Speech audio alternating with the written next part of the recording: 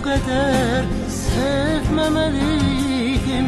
Göylerde kıskandı yerlerde, inan bilirdim alacak qəddardı hayat.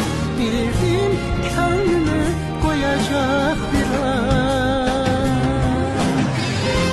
Həsrətin ən doğma adamım kimi beni son mənzilə yola salacak.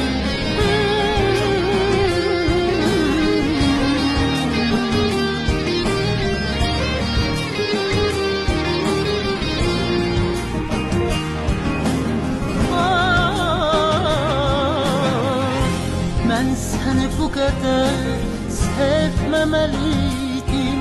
Göylerde kıskandı yerlerde, inan